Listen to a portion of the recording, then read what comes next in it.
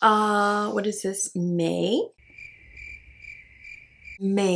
beauty favorites. Let's get started with skincare heavy May beauty favorites video. I hope you are all ready for it. Before we begin today's video, however, I'd love to welcome everyone who has recently subscribed to my channel. Welcome. My name is Nadia and I'm a licensed esthetician who loves to test and review skincare products. I will start by discussing the Peach+Lily Power Calm Hydrating Gel Cleanser. This has been a go-to for me during the month of May. I like to use this in the morning after working out, and I do use this as my second cleanse during the afternoon portion of my skincare routine. This, I don't remember lathers.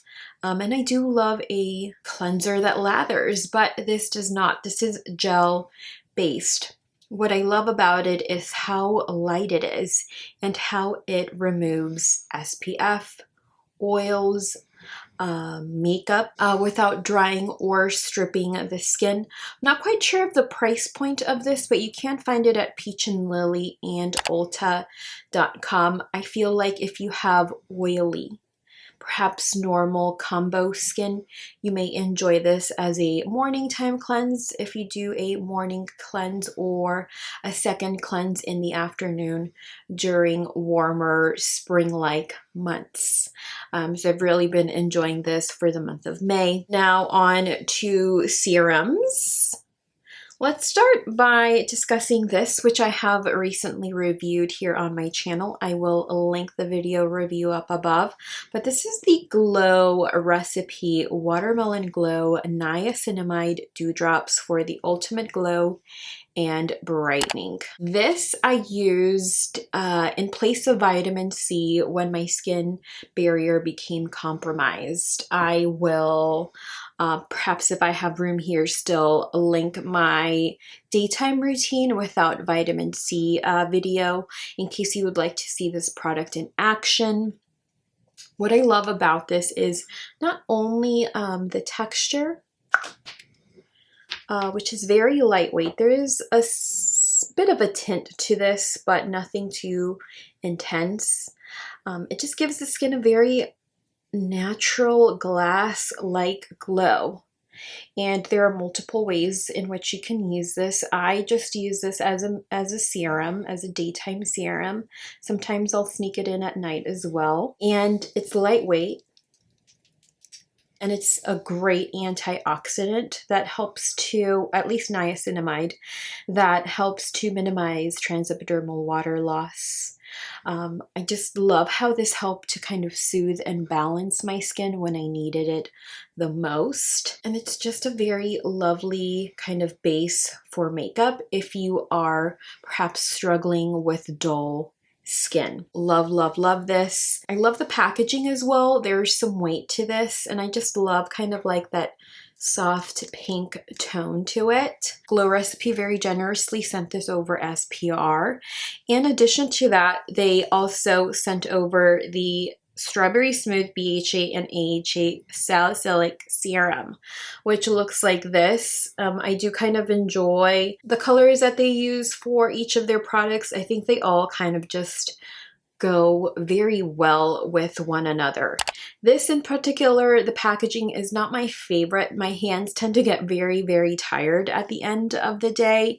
And sometimes I do find that this is kind of just hard to grab and pump. There's some texture here that can make it easier or more difficult to grab, just kind of like depends. But these two work very beautifully together. I have also recently reviewed this, so I will link it up above in case you missed the review. This I would say is better suited for combo to oily skin dealing with breakouts, uneven texture, and perhaps uneven tone as well. This is a very gentle, clarifying serum. I did use this as I reintroduced tretinoin to my skin, and I did experience a little bit of flaking from the tretinoin, but I wouldn't say I necessarily experienced dryness from this. If perhaps you are introducing an AHA BHA blend to your skin and you do experience some flaking, perhaps cut back use. It's your skin telling you that you are just using this too much, so just cut back use if that's what you're experiencing. But towards the end of my test with this particular product, I began pairing it with Strawberry Smooth for the ultimate glow during the day, and I feel like that has done a really good job at minimizing my hormonal breakouts. As of the time that I am filming this video, I have recently begun my cycle and I am not breaking out, which is amazing. So I do thank this serum for doing that for my skin. I will say that if you have tried stronger acid blends, you may feel like this isn't doing too much for you, but if you are oily, dealing with breakouts, and have perhaps combo to normal skin, I feel like you would really enjoy this to clarify and very gently improve your tone and texture. So I really like this. I've got to say that this spring I have been thoroughly impressed by the Glow recipe range, with the exception of perhaps one product. I am going to start testing the Retinal product, which was also included in the Michaela kind of favorites kit that they sent over. So I'm going to start giving that a try. I would love to know if you've tried any of these and what your experience is with either in the comments down below. I do know that this is naturally fragranced, whereas this does contain like some cosmetic fragrance.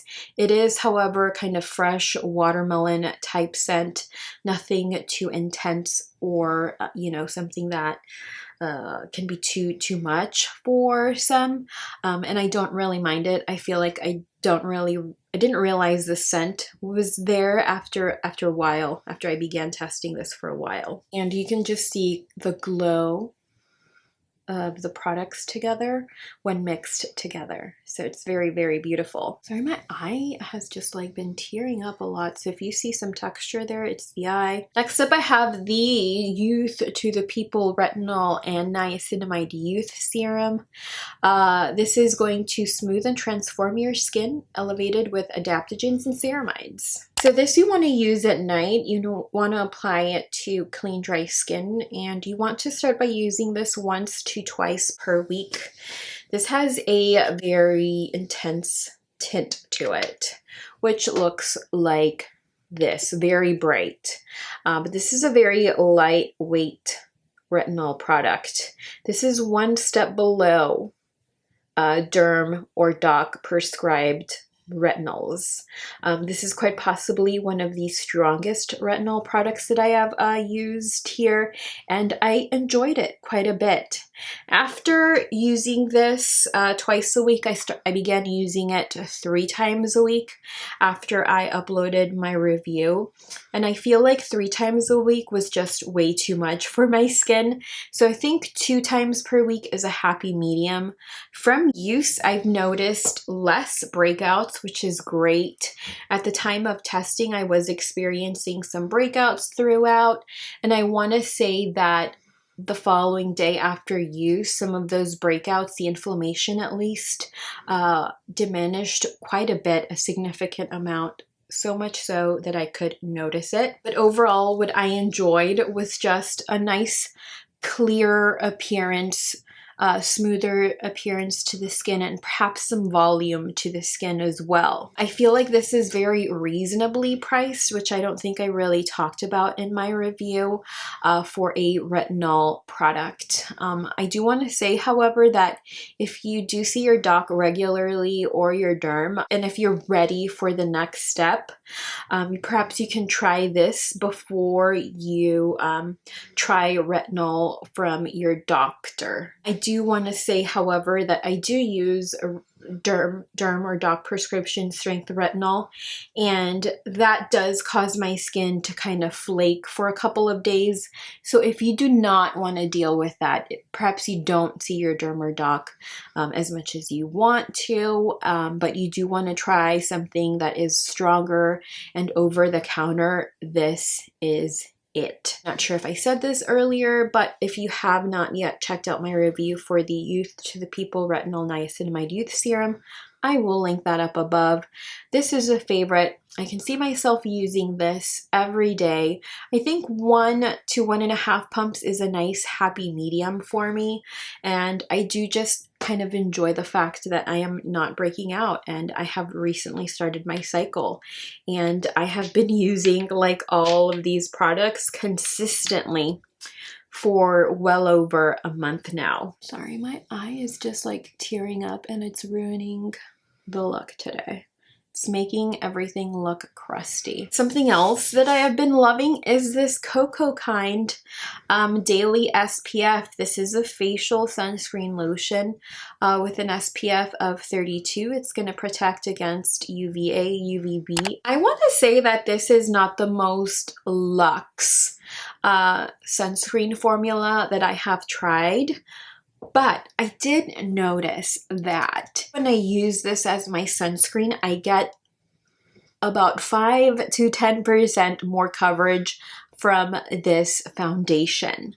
With other sunscreens, I feel like this becomes a little bit more sheer for some reason, but when paired together, I get more coverage from this foundation, which sometimes you just need a little bit more coverage. Say you're dealing with a little bit more post-inflammation, hyperpigmentation, some darkness, uneven tone. So I really like this combo, and I have been using this during workouts as well, just kind of everyday use, and I've really been enjoying this. I know that you can find this at your local Target, and it's relatively inexpensive or affordable. So if you're looking for a good SPF, again, not the most luxurious formula, I will say that.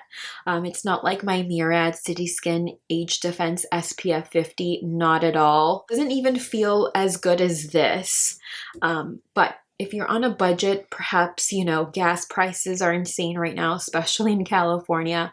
Perhaps you can't afford to buy a $50, $60 sunscreen. Give this a go.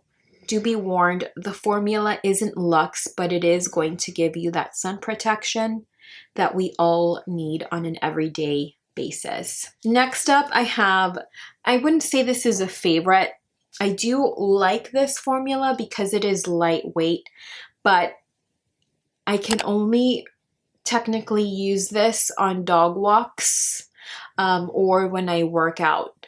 Under makeup, this is not my favorite at all. At around 3 o'clock, my foundation just looks tragic. Unlike this Cocoa Kind SPF.